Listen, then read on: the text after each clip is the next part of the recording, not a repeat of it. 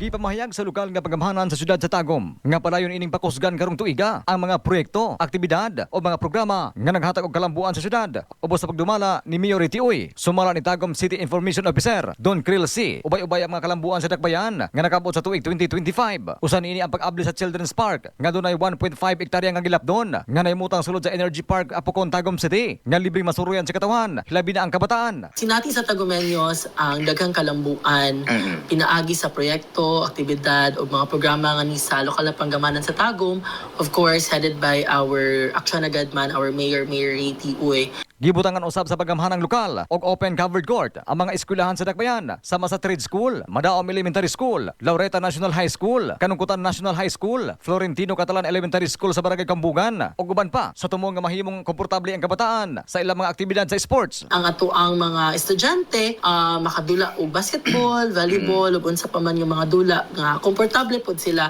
nga nahasulod mismo sa ilahang tulunghaan. Dugang ni C sa tuig 2025,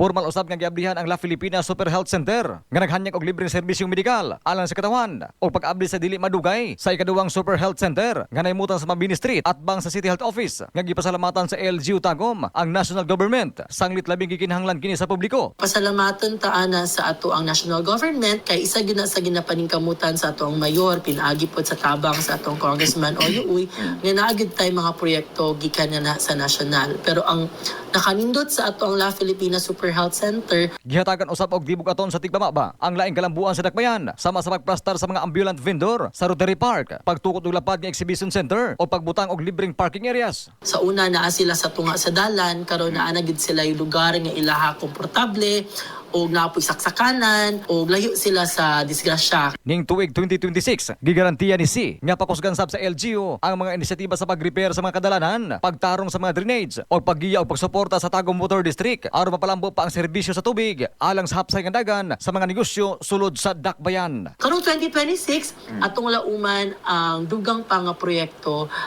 pinaagi sa inisyatibo sa atong mayor. Para makabaton og limpyo nga lawas gikan sa sulod paingon sa gawas, mag Santon Gold Coffee Mix alang sa naghiusang Pilipino para sa Pilipinas, katropang Larsanyol, XFM News.